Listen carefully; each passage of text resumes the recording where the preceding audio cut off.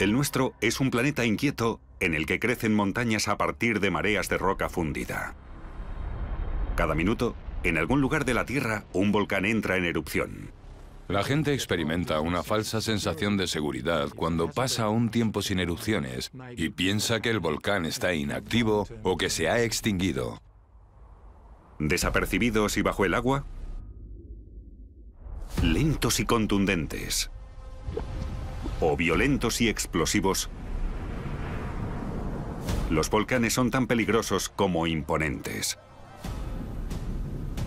Es una batalla constante para los equipos de rescate y la forma de impedir que ocurra es evacuar antes de que el volcán erupcione.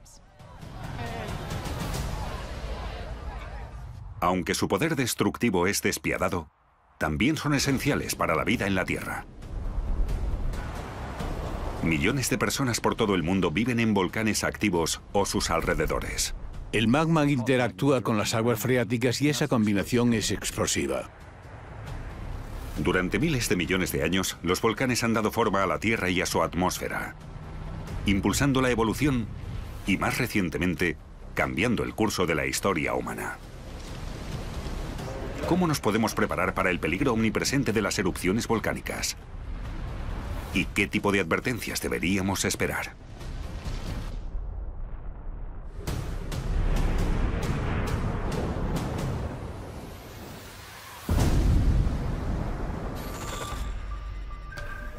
En todo el planeta, la humanidad se expone a la catástrofe.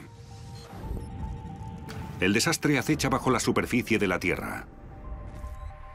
Golpea desde el cielo o nos engulle desde el mar. Pero no estamos simplemente a merced de nuestro planeta. En nuestros intentos por industrializarnos, conectarnos globalmente y llegar a las estrellas, se han perdido vidas. Los desastres revelan lo mejor y lo peor de la humanidad, a medida que las tragedias se van sucediendo. ¿Cómo ocurren estos desastres? ¿Y qué lecciones podemos aprender cuando la catástrofe vuelve a azotarnos? Código Rojo.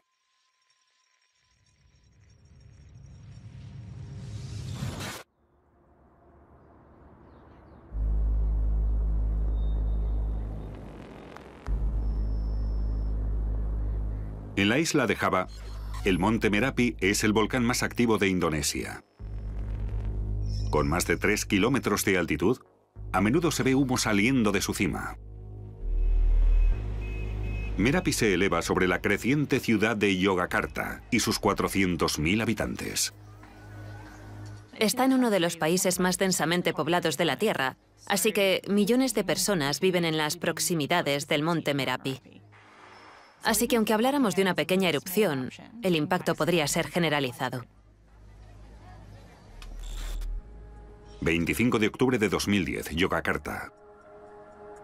Pero esta no fue una pequeña erupción. A finales de octubre de 2010, el Merapi empezó a temblar y se produjeron avalanchas. Los vulcanólogos que medían la actividad sísmica detectaron hasta 500 terremotos volcánicos en un solo fin de semana. Sus instrumentos indicaron que roca fundida o magma había ascendido hasta 1 kilómetro bajo la superficie. En este estado de alerta, la gente, sobre todo la que vive cerca de los ríos que nacen en el volcán, tiene que estar a la espera, porque el volcán podría entrar en erupción en cualquier momento. Con muchos volcanes recibimos esas señales, pero se quedan en prácticamente nada.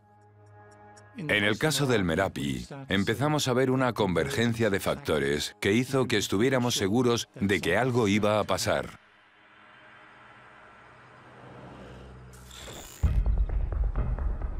Un domo de lava amenazaba con rebosar del cráter.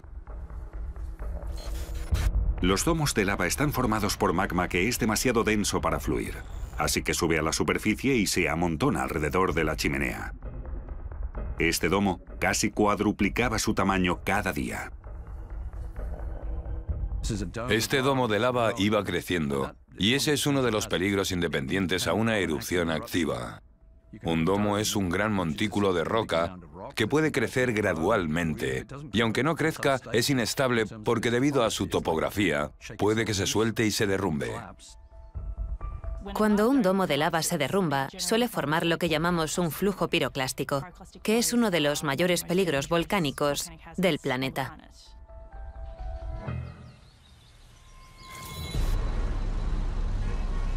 El 25 de octubre, el gobierno indonesio elevó la alerta al nivel más alto cuando el Merapi empezó a entrar en erupción. 19.000 personas que vivían en un radio de 10 kilómetros recibieron la orden de evacuar la zona de peligro.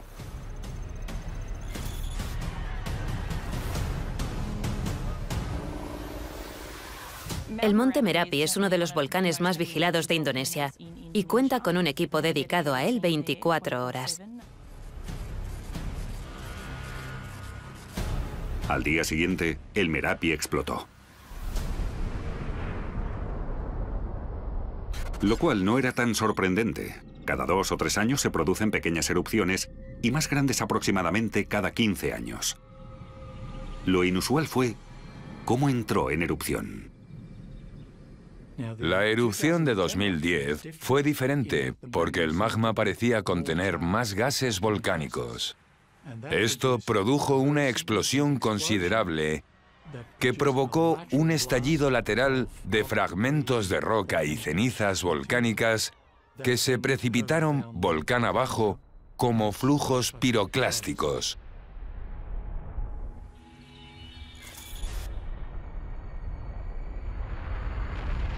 Un flujo piroclástico es un veloz torrente de gases y rocas calientes. Puede alcanzar velocidades de hasta 700 kilómetros por hora y temperaturas superiores a los 1000 grados centígrados. Los gases abrasadores y su alta velocidad hacen que sea especialmente letal, ya que incinera todo a su paso. Si no te mata el golpe de uno de los fragmentos, te asfixiarías por la inhalación de gas y te cocerías por las temperaturas del flujo.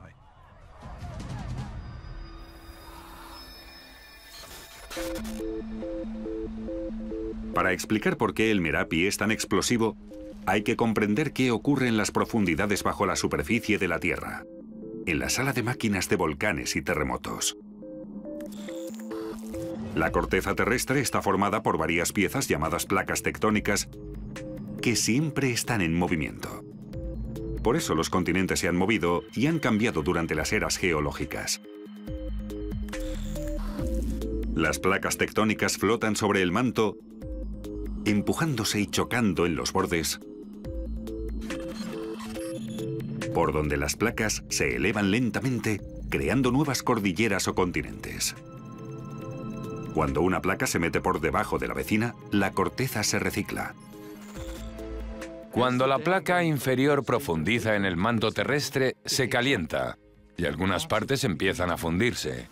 Esa roca fundida o magma es lo que empieza a ascender a través de la placa superior y acaba por salir a la superficie de la Tierra, formando una línea de volcanes que integran lo que conocemos como el Cinturón de Fuego del Pacífico.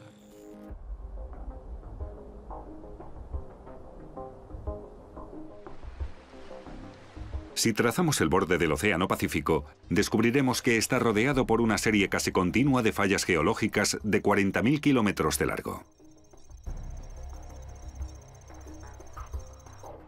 Abarca la circunferencia completa del Océano Pacífico y contiene casi el 80% de los volcanes activos y durmientes de la Tierra. Hay 129 volcanes activos solo en Indonesia. Y el Merapi es uno de ellos. ¿Pero qué hace que sea tan explosivo? Normalmente, en los límites de las placas convergentes, se pueden generar magmas que son muy densos y que pueden contener mucho gas. Y ese gas proporciona energía que puede provocar erupciones volcánicas muy explosivas. Tanto gas disuelto en el magma del cinturón de fuego porque se recicla agua marina y otros compuestos que pueden ser volátiles. Hay una gran diferencia de volumen entre el agua disuelta y el agua como gas, y cuando ese gas se expande, provoca erupciones explosivas. Excepto 3, las erupciones más grandes del mundo en los últimos 12.000 años fueron de volcanes del cinturón de fuego. El Merapi es uno de ellos y aún no ha terminado. Además, no está solo.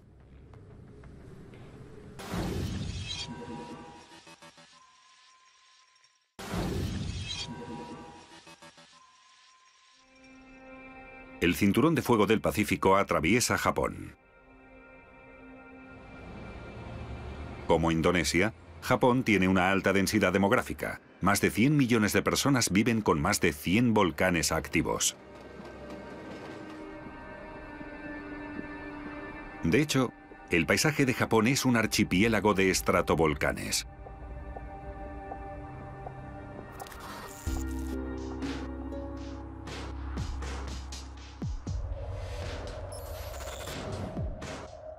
Situado 200 kilómetros al oeste de Tokio, el monte Ontake es el segundo volcán más grande de Japón, después del monte Fuji. Es un destino popular entre excursionistas y turistas. La última erupción considerable del Ontake fue en 1979 y no tuvo víctimas mortales. Durante 35 años, el monte permaneció tranquilo, hasta el 27 de septiembre de 2014. Varios cientos de excursionistas estaban disfrutando de los tramos superiores cercanos a la cima cuando de pronto sucedió lo impensable. Unos minutos antes del mediodía, sin previo aviso, el Ontake explotó. Un estruendo desgarró la tranquilidad que se respiraba cuando una ladera de la montaña se rasgó, escupiendo cenizas calientes y gases tóxicos. Durante un rato oí varios truenos y al poco los excursionistas empezaron a descender. Estaban blancos, cubiertos de ceniza y pensé que debía ser muy grave.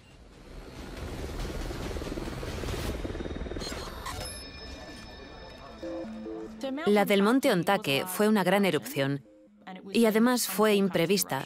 No lo habían predicho. Sin duda fue una sorpresa para la agencia meteorológica japonesa. La erupción de Ontake no estaba prevista porque no se produjo la actividad sísmica habitual antes de una erupción causada por el magma que se acumula contra la corteza terrestre. La explosividad del Ontake se originó en un vapor supercaliente, lo que se conoce como erupción freática. Una erupción causada por el vapor se produce cuando el magma que sube a la superficie interactúa con una masa de agua, que podría ser subterránea o estar en la superficie. El agua se calienta y se convierte en vapor bajo presión. Si esa presión se acumula, se pueden crear fracturas en la superficie de la Tierra y esa presión se libera en una oleada explosiva ascendente de vapor de agua caliente y en el proceso, fragmentos de roca se desprenden debido a las nuevas fracturas y también son expulsados con el vapor.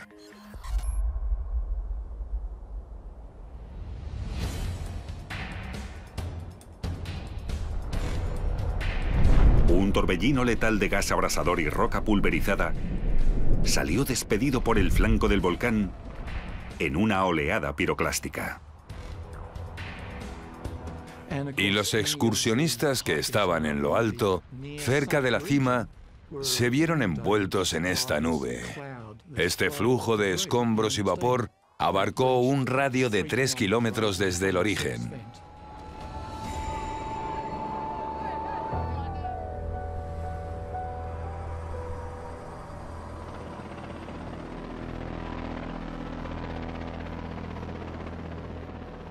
Al día siguiente de la explosión, más de 200 servicios de emergencias participaron en los trabajos de rescate.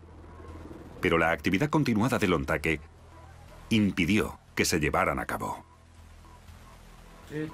Por desgracia, hemos tenido que suspender el rescate debido a la actividad volcánica. Es muy desafortunado y muy frustrante. Estamos bien preparados, pero no podemos hacer nada contra el poder de la naturaleza. Y al final me siento obligado a afrontar que esa es la realidad. Un mes después de la erupción inicial, el número de muertos oficial era de 63. Los cuerpos de 6 excursionistas nunca se recuperaron.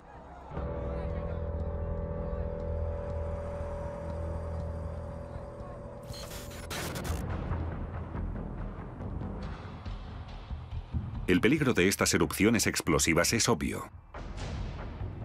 Son poderosas, impredecibles y destructivas. Pero incluso los volcanes relativamente dóciles y tranquilos pueden causar daños.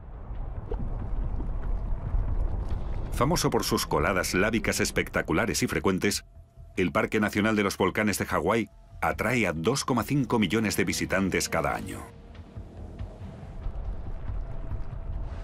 Su atracción más popular es el Kilauea, el volcán activo que más tiempo lleva en erupción continua de la historia. La erupción lleva 35 años desde 1983. Es un volcán relativamente cómodo para visitar porque gran parte de la actividad es relativamente lenta. Hay sitios por donde fluye lava que no están dominados por una actividad explosiva. Pero esta erupción relativamente cómoda solo lo es en relación con otros volcanes. El 3 de mayo de 2018, nuevas fisuras quebraron el paisaje, expulsando chorros de lava a 50 metros de altura. Emitió gas corrosivo y lanzó bombas lávicas. Ahora mismo está a unos 3 kilómetros y se mueve a unos 100 metros por hora. 2.000 habitantes se vieron obligados a evacuar mientras la lava, en su inexorable avance, se tragaba 6.000 hectáreas de terreno y seguía creciendo. Esperaba que mi casa no quedara destruida, pero supongo que Dios tenía otros planes. Es trágico, pero por otro lado es precioso porque es la destrucción y la creación absoluta a la vez.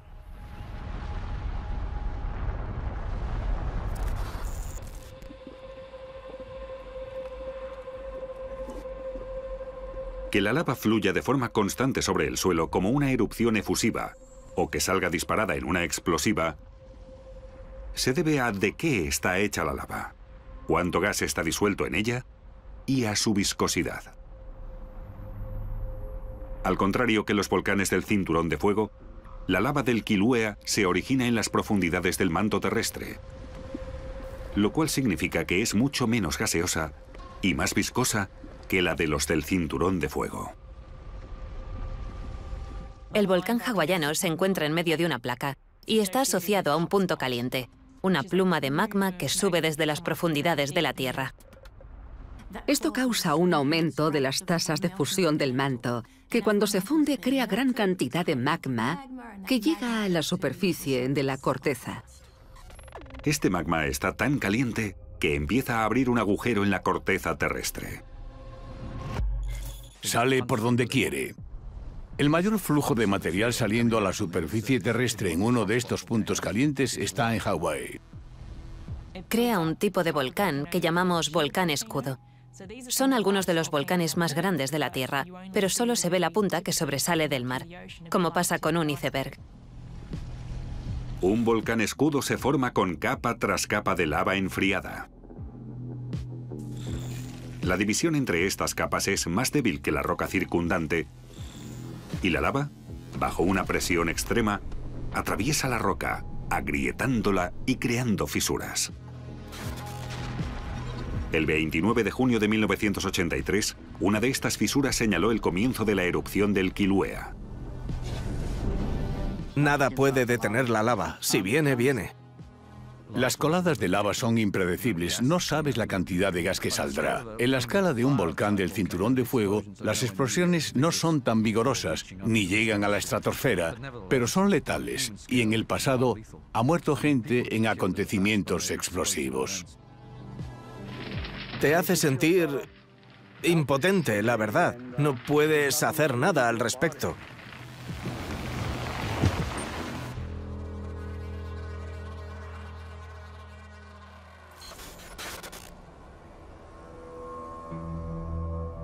Las suaves pendientes que caracterizan a los volcanes escudo contrastan con la icónica forma del estratovolcán, que suele ser el tipo más destructivo. Un estratovolcán es básicamente el típico volcán que todo el mundo visualiza al pensar en un volcán. Es el que tiene forma cónica, formado por muchas capas de lava o fragmentos de roca pulverizada. Con la roca, la ceniza y la lava expulsada en cada erupción, los estratovolcanes aumentan de tamaño. Esta enorme tarta de capas de lava endurecida y ceniza volcánica puede hacer que las erupciones de los estratovolcanes sean especialmente destructivas. Por eso el radio de evacuación es tan importante para los volcanes. Tenemos muchas pruebas que indican que si un volcán ha visto ese tipo de actividad en el pasado, tiene el potencial para repetirla en el futuro.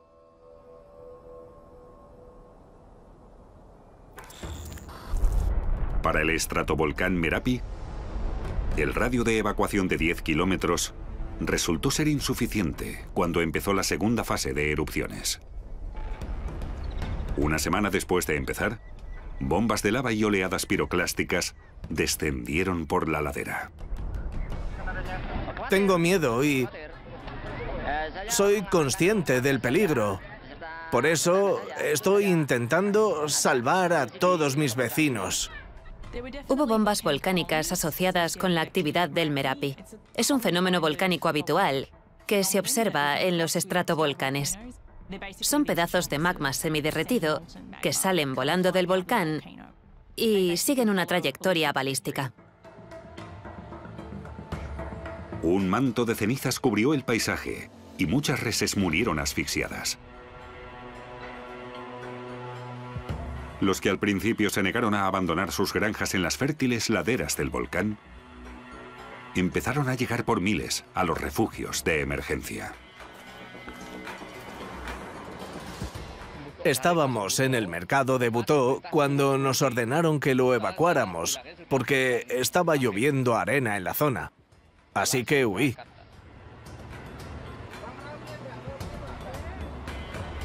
Hay que recordar que la ceniza volcánica no es como la de una barbacoa. No tiene una base de carbono, sino de silicio, por lo que irrita los ojos, la nariz y la garganta. Tras una exposición prolongada, se mezclaría con los fluidos corporales y formaría una especie de cemento en los pulmones. El 6 de noviembre, casi 2 semanas después de la erupción inicial, la zona de exclusión fue aumentada a 20 kilómetros, habiendo ya casi 200.000 personas desplazadas. Llevamos aquí demasiado tiempo y nos preocupa mucho la situación. Le pido al presidente que por favor nos trasladen inmediatamente a un lugar más seguro para que nuestros hijos puedan volver al colegio.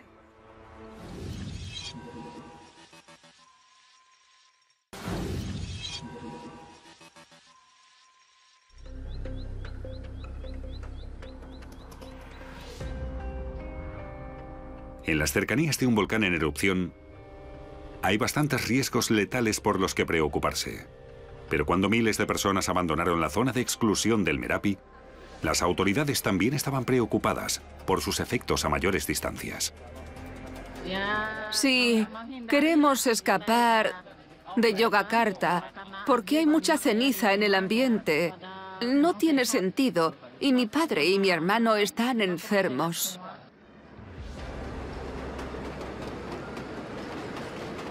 Las rutas de vuelo son muy densas y, especialmente por el Pacífico Asiático, cada vez hay más posibilidades de que la ceniza volcánica impacte con un avión en pleno vuelo. Al sobrevolar un país como Indonesia, hay cientos de volcanes activos que podrían generar una pluma volcánica en cualquier momento. La ceniza volcánica expulsada, que puede alcanzar altitudes de 10 kilómetros, desataría el caos en la maquinaria de un avión. La ceniza volcánica puede causar muchos daños a un avión de diversas formas. Con una exposición mínima se produce lo que se llama arenado en las ventanillas y la visibilidad se vuelve nula. Lo más perjudicial sería que la ceniza volcánica entrase en la turbina del motor de reacción y se derritiese, volviéndose líquida, porque recubriría los componentes y al final haría que el motor se parase. Una situación catastrófica que en 2010 causó muchos problemas en Europa.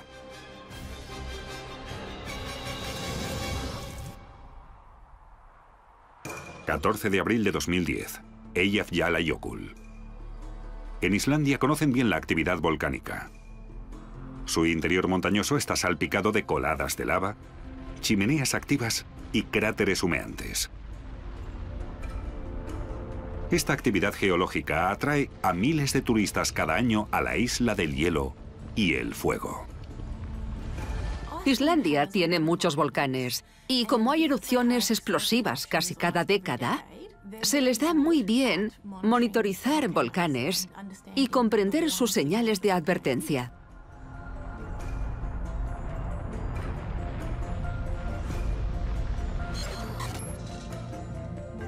Con Eyjafjallajökull sucedió lo mismo. La actividad sísmica alrededor del volcán nevado comenzó en 2009 y fue aumentando de forma constante hasta el 20 de marzo de 2010.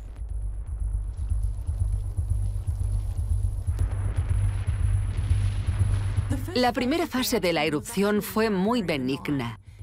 Eran fuentes de lava de bajo nivel que provocaron riesgos locales, especialmente para los turistas que habían ido a visitar ellos solos el volcán.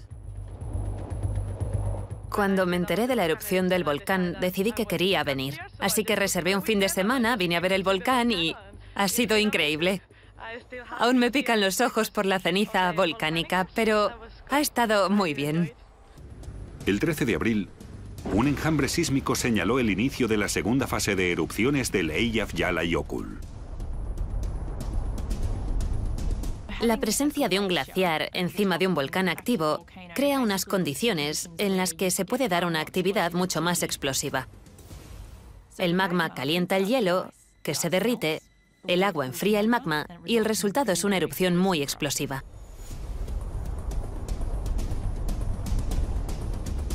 El volcán siguió en erupción hasta junio, para cuando se calcula que ya había expulsado 250 millones de metros cúbicos de ceniza volcánica a la atmósfera.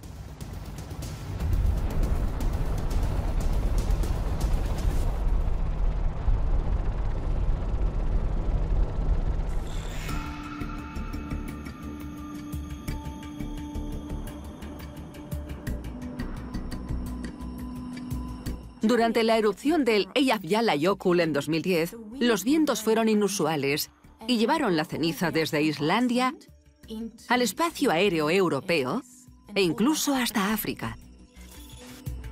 La ceniza solo llegó a 10 kilómetros de la atmósfera, lo cual no es significativo en comparación con otros volcanes del mundo. Pero sí como para llegar a la corriente en chorro y que la transportara hacia el continente europeo. La mayoría de países europeos cerraron sus espacios aéreos y en 6 días se cancelaron más de 100.000 vuelos. 10 millones de pasajeros se vieron afectados y el 48% del tráfico aéreo mundial sufrió el impacto de este suceso. Se calcula que le costó a la industria de la aviación 1.700 millones de dólares.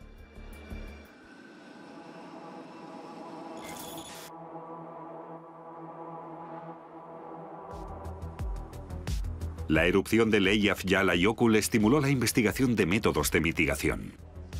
Aparte de dispositivos experimentales para la detección de la ceniza, se emplearon sistemas de alerta anticipada y redes de comunicación global. Hay una red de 9 centros de asesoramiento sobre ceniza volcánica que colaboran por todo el mundo para advertir a los aviones cuando se espera que haya una actividad volcánica o cuando se produce. Usan imágenes por satélite y observaciones desde la superficie. Normalmente podemos avisar con varios minutos a un avión que ya haya despegado, Y cuando se produce la erupción inicial y los aviones ya se han desviado o han aterrizado, el riesgo asociado disminuye considerablemente. 3 de noviembre de 2010, Yogyakarta. Cuando el Merapi llevaba 4 semanas en erupción, el caos seguía reinando en los aeropuertos de Java.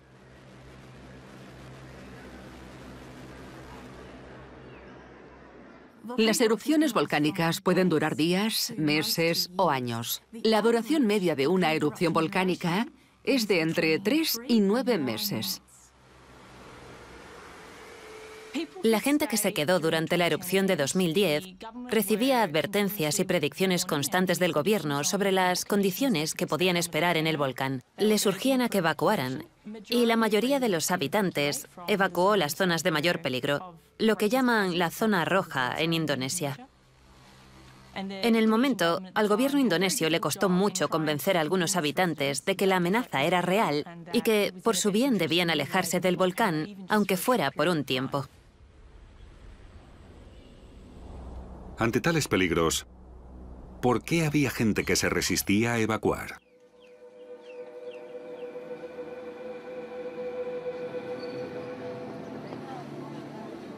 Para muchos, el peligro de abandonar sus tierras ancestrales podría ser incluso mayor que la amenaza que representaba el Merapi.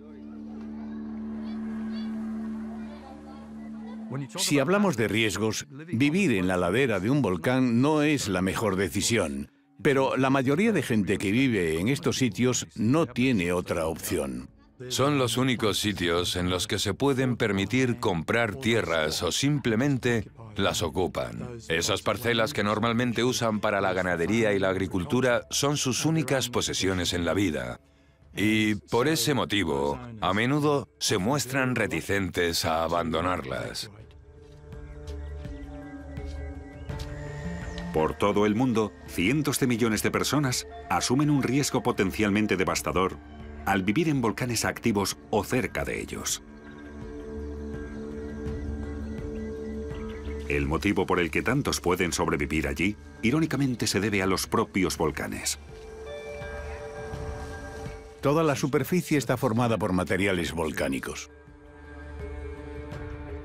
Ese material se desgasta y degrada muy rápidamente y empieza a formar suelo muy fértil. Las partículas de ceniza liberan todos sus elementos y esas partículas están disponibles para que las plantas las extraigan como nutrientes y generen su crecimiento. Al valorar los riesgos, familias y comunidades deben decidir si vivir a la sombra de un volcán volátil merece arriesgar la vida.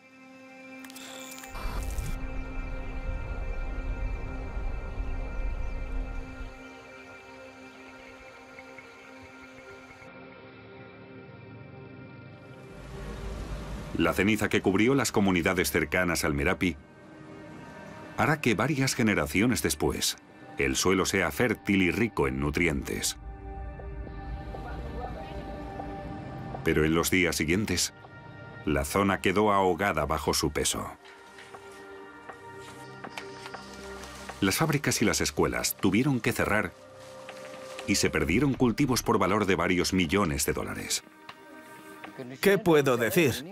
Las naranjas se han echado a perder. Ya no puedo recogerlas para irlas a vender a Yakarta. Ya no valen nada.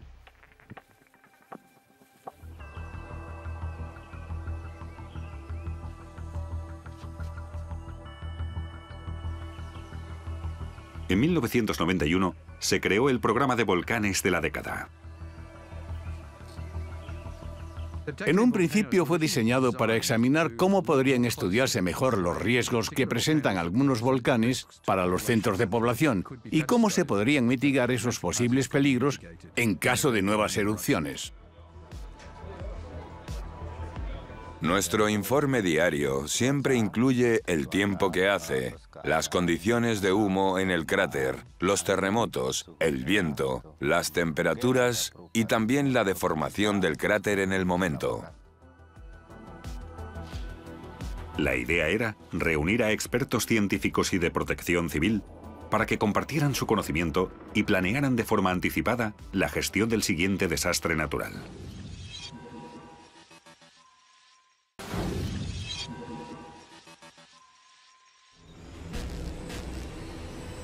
A no ser que estés delante, es difícil visualizar el inmenso poder de los volcanes. Imaginaos una erupción explosiva tan fuerte que abriera un cráter de 1,6 kilómetros en una montaña y lanzara flujos piroclásticos a velocidades supersónicas y lahares de 4 metros que transportaran casi 3 millones de metros cúbicos de barro a 27 kilómetros. El monte Santa Elena llevaba sin erupcionar unos 100 años, así que estaba previsto que se produjera una erupción.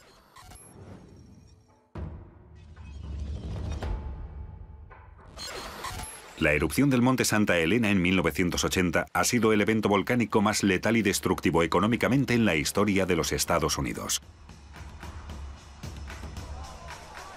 El monte Santa Elena fue fascinante porque entró en erupción de una forma nunca vista. Hubo señales claras de que algo pasaba en el monte Santa Elena antes de mayo de 1980. En cuanto a actividad sísmica, la ladera norte de la montaña se estaba abultando, lo cual debería haber advertido a mucha gente que estaba a punto de ocurrir algo terrible. Se movía más de 1 metro al día. Era increíble. Las cosas no se mueven a ese ritmo en la corteza terrestre. Es muy peligroso. El glaciar se está rompiendo en este lado del volcán, en la ladera norte, y eso podría producir una gran avalancha. 18 de mayo de 1980, monte Santa Elena. Se estableció una zona de exclusión, pero poca gente hizo caso del peligro. No hay nada que temer. Es más peligroso que se caiga uno de esos árboles de detrás a que explote la montaña. Un terremoto de magnitud 5,1 justo debajo de la ladera norte causó el mayor desprendimiento registrado de la historia. La liberación de toda esa roca, de esa presión, sobre ese nuevo cuerpo magmático que se estaba creando en el volcán, permitió que los gases volcánicos hirvieran de repente, provocando una gran explosión. Ahora mismo estamos justo sobre el monte Santa Elena y no cabe duda de que ha comenzado la actividad volcánica. Se ve humo y ceniza saliendo de la cumbre de la montaña, especialmente de la cara norte.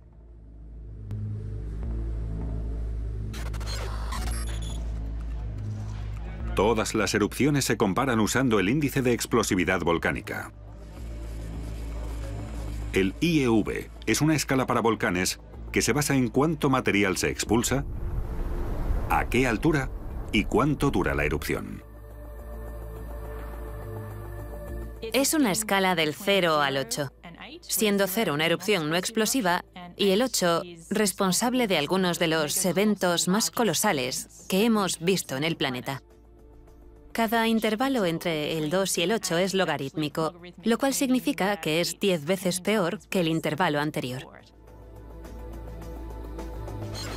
El IEV del Kilauea es 0, muy suave. La erupción del Ontake de 2010, con un IEV de 3, es 1000 veces peor. Y la del Merapi, otras 10 veces peor. La erupción del monte Santa Elena fue un 5 en el índice de explosividad volcánica, por lo que fue 100.000 veces más explosiva que la del Kilauea.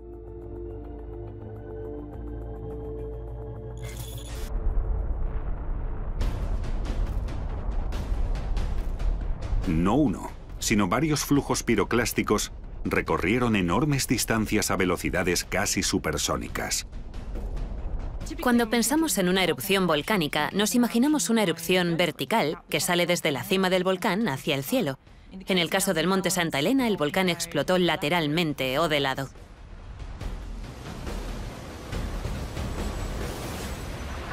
¡Fuera del puente! Formó un anfiteatro en ese instante, que luego dirigió la explosión inicial en horizontal, produciendo un nuevo flujo piroclástico que no pudimos prever para anticiparnos debido a la nueva erupción lateral. Recorrió unos 40 kilómetros desde el volcán. Arrasó con todos los abetos de Douglas que estaban en las cercanías y más allá de esa zona. Los troncos de los árboles quedaron tirados en la dirección de la erupción. También dejó una gran zona con vegetación quemada o chamuscada más allá, lo que indica que la temperatura alcanzó por lo menos los 300 grados centígrados.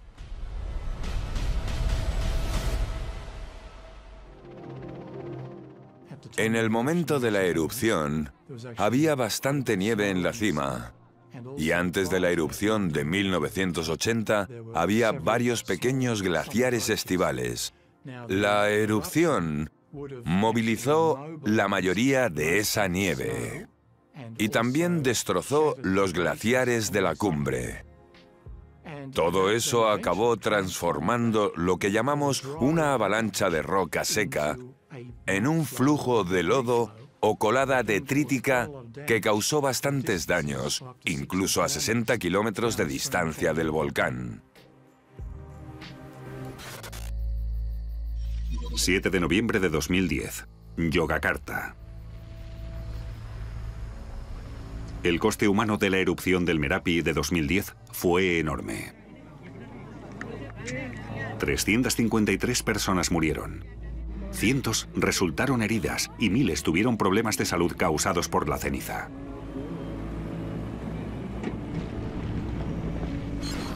Casi 200.000 personas fueron desplazadas y sus vidas y hogares sufrieron daños incalculables. Tras 6 semanas, el Merapi por fin se calmó lo suficiente como para que las autoridades bajaran el nivel de alerta y permitieran el regreso de la población.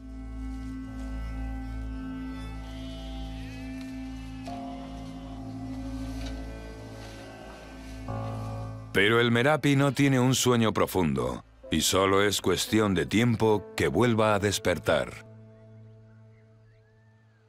La gente experimenta una falsa sensación de seguridad cuando pasa un tiempo sin erupciones y piensa que el volcán a lo mejor está inactivo o se ha extinguido. Pero la escala de la vida y experiencia humanas es mucho menor que la escala de la mayoría de volcanes. Para reducir los riesgos hay que aprender qué se puede esperar de los volcanes. Y a menudo lo hacemos por las malas. Se consigue estudiando cada erupción, en el presente y en el pasado. Estudios colaborativos como el programa de volcanes de la década pueden proporcionar pistas de dónde se podría producir el siguiente desastre. Al seguir la migración de los terremotos, podemos rastrear la ruta del magma para predecir con precisión el inicio de una erupción.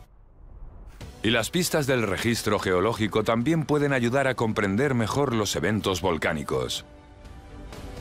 Ha habido muchos fenómenos diferentes que han dejado su huella en el registro de los depósitos que los científicos podrían estudiar.